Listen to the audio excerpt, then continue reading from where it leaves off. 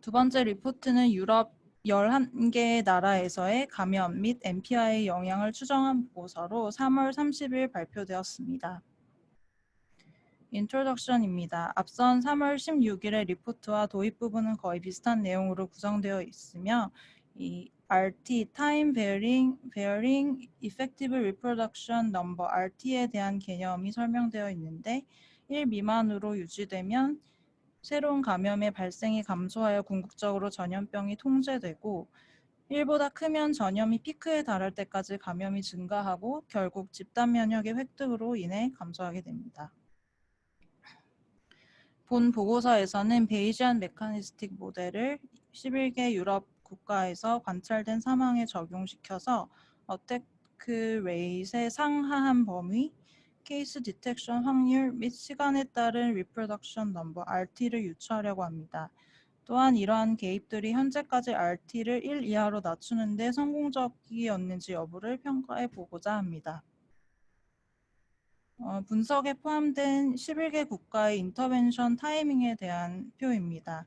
3월 초에 스위스가 자가 격리를 시작으로 그 후로 이탈리아가 학교 폐쇄 방식으로 개입을 시작했고 곧이어 다른 나라들도 여러 조치들을 시행했습니다. 대부분의 개입이 3월 12일부터 14일 사이에 시작되었고 3월 28일까지 사망에 대한 데이터를 분석하여 개입의 효과를 추정할 수 있는 2에서 3주간의 기간을 두었습니다. 현재는 대부분의 국가들 모두 MPI를 시행하고 있습니다.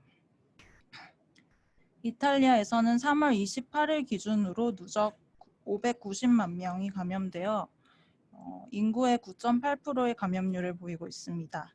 스페인은 최근 사망자 수가 크게 증가했으며 인구가 적은 점을 감안할 때 본 연구에서 사용한 모델로는 인구 중에 15%가 현재까지 감염되었다고 추정하고 있습니다. 독일은 60만 명이 감염되어 0.7%로 가장 낮은 감염률을 보이고 있습니다.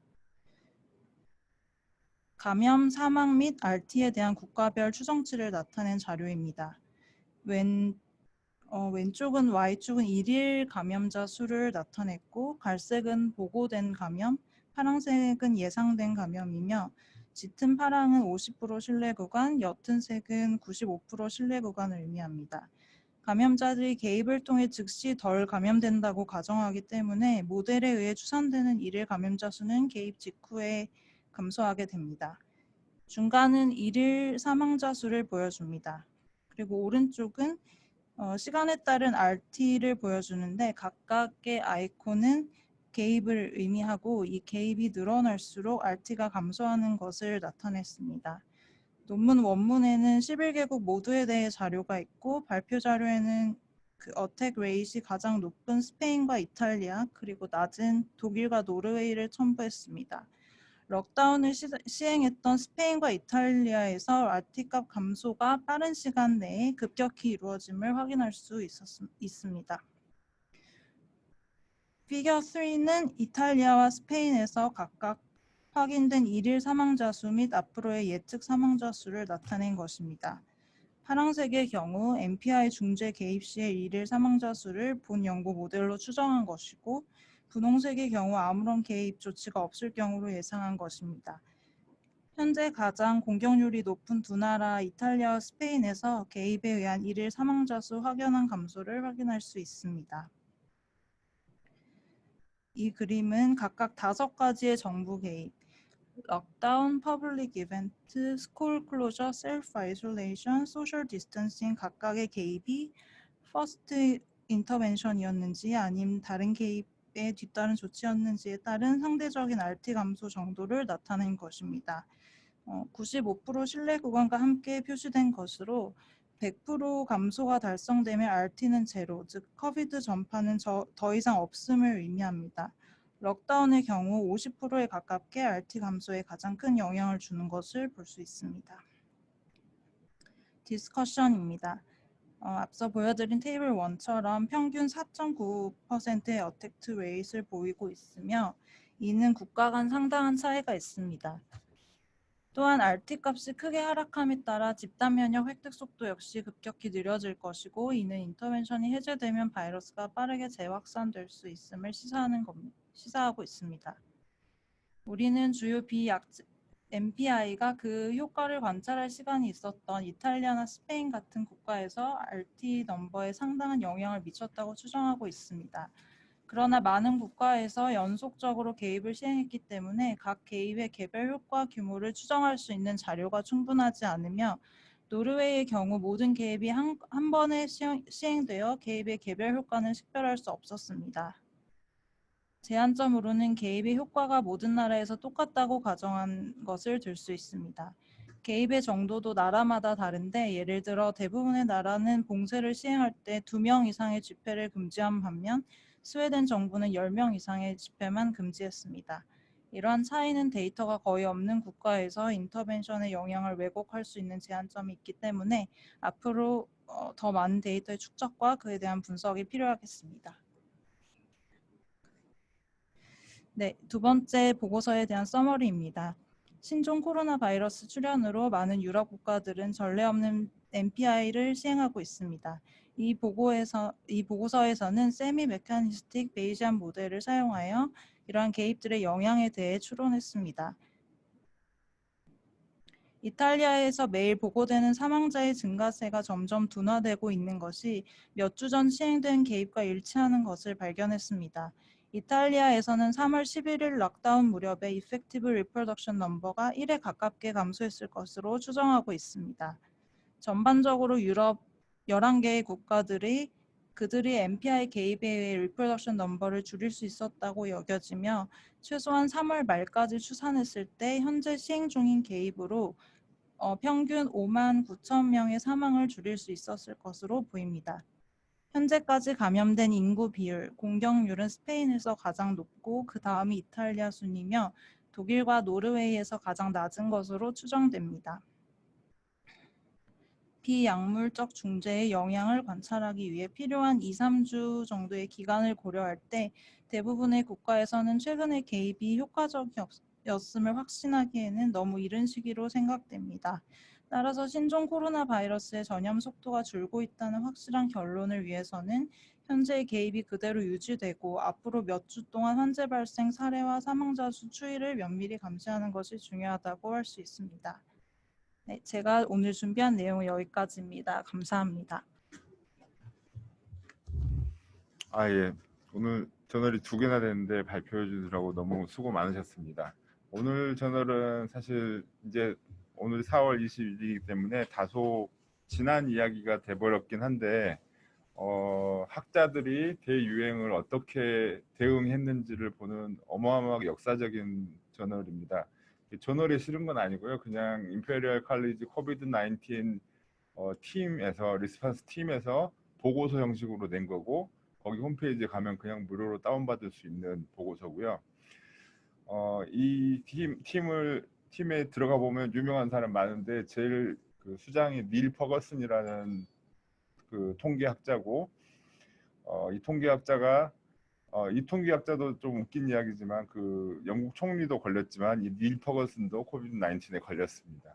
그거하고는 둘째로 이 영국과 미국이 전혀 꼼짝하지 않고 움직이지 않을 때 이런 중요한 리포트를 발간함으로써 나라의 대응 전략이 바뀌게 되는 중요한 단서가 됐다고 생각을 하고요. 여러분들은 진짜 그 팬데믹 평생 한 번도 안 볼 수도 있는데 팬데믹의 한복판에서 이런 어마어마한 일들을 눈앞에서 지금 보고 있는 지금 현재가 그런 상황이라는 거를 느끼셨으면 좋을 것 같습니다. 어제자로 시사인에 코로나19 미래 시뮬레이션 알고 싶다라는 기사가 올라왔고요. 시사인도 지금 다 코비드 19 특집으로 해서 기사 다 무료로 배포하고 있으니까 한번 들어가서 보시면 좋겠고, 거기서도 이제 오늘 발표한 임페리얼 칼리지 대응팀의 이 논문들을 다 인용을 해서 번역을 해놨고요. 그 다음에 3월 초에 시사인 그 안에 읽어보면 2017년 CDC의 팬데믹 인플루엔자에 대응하는 이 비약물적 중재 방법에 대해서 한글로 번역을 다 해놨어요. 그래서 계절형 인플루엔자 유행할 때는 우리가 이런 걸 굳이 MPI라고 이해를 안 했지만 열이 나면 집에 있자. 우리 다 인플루엔자 진단 나오면 뭐 진단서 써주잖아요. 5일 쉬세요, 뭐 일주일 쉬세요 이렇게 진단서 써주고 있죠. 2009년 인플루엔자 이후로는 그렇게 하고 있습니다. 그리고 호흡기 에티켓이나 손위생은 평소에도 계속 강조를 하고 있고 이제 이게 팬데믹으로 갈 때 쓸 수 있는 무기가 요겁니다. 근데 팬데믹으로 갈 때 인플루엔자하고 지금 코비드 19이 다른 점 뭐냐면 인플루엔자는 백신을 개발할 기간이 기다릴 수가 있었죠.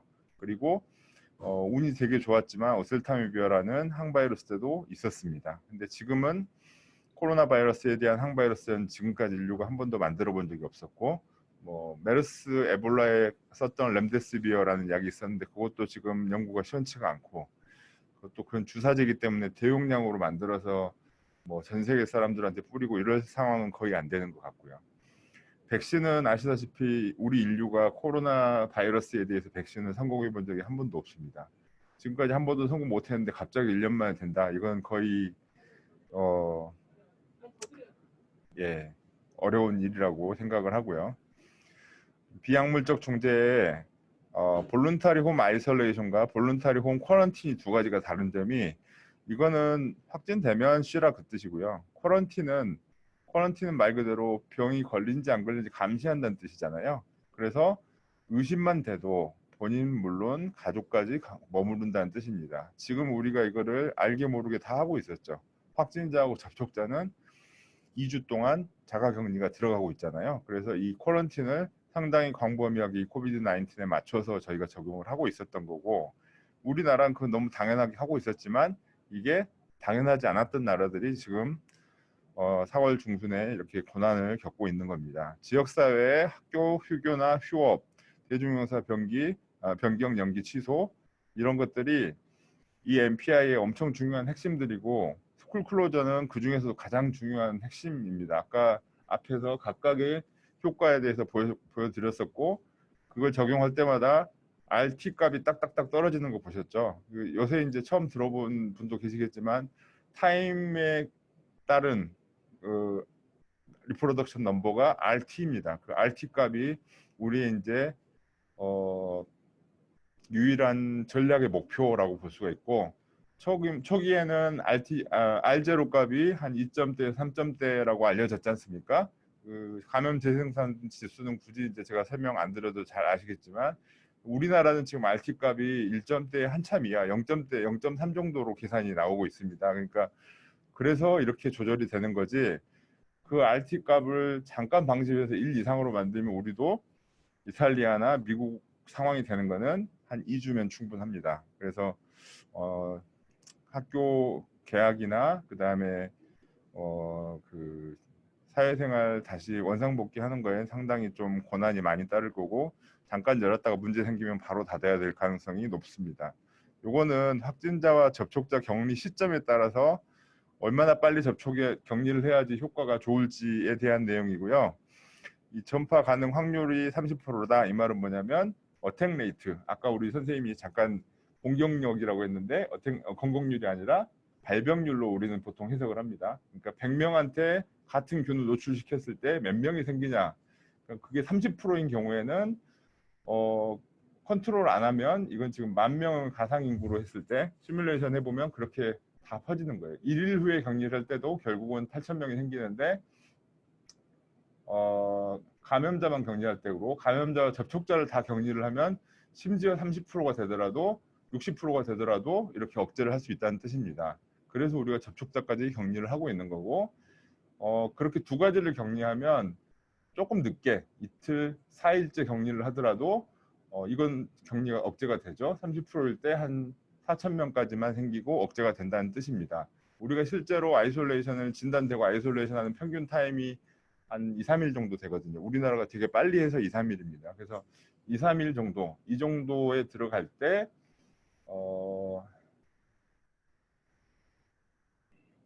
여기 30%일 때는 이틀 만에 격리하면 다 억제가 되고 60%는 좀 예외적인 경우겠죠. 예를 들어서 뭐 요양병원, 청도대모병원 같은 데가 102명에서 98명인가가 생겼으니까 거기는 거의 99%가 되겠죠. 그런 예외적인 경우고 몇 가지 예를 들자면 하우스홀드 세컨드 어택 레이트, 그러니까 패밀리에서 가족에서 생길 수 있는 세컨드 어택 레이트가 우리나라 계산된 게 한 7점 몇 프로 정도 나와요. 그리고 중국에서 계산된 게 3에서 10%, 의외로 높지가 않죠. 그러면 5인 가족이면 뭐 10명인 가족이면 한 명이 걸릴랑 말랑이란 뜻이거든요. 근데 30%, 60%가 되는 경우는 밀폐된 환기 안 되는 환경에서 오랫동안 있었을 때라고 생각을 하시면 되겠고, 심지어 그런 경우라도 4,000명까지 억제를 할 수 있다. 이틀 만에 접촉자까지 다 격리를 한다면. 이게 바로 백신도 없고 치료제도 없는 코비드 19 대응하는 유일한 전략입니다.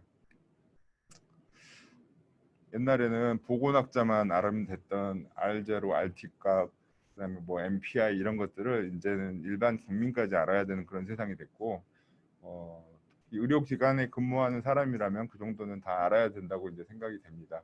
의료기관 안에서 쓰는 감염관리 방법도 결국은 뭐 저런 방법을 응용한 것밖에 없거든요.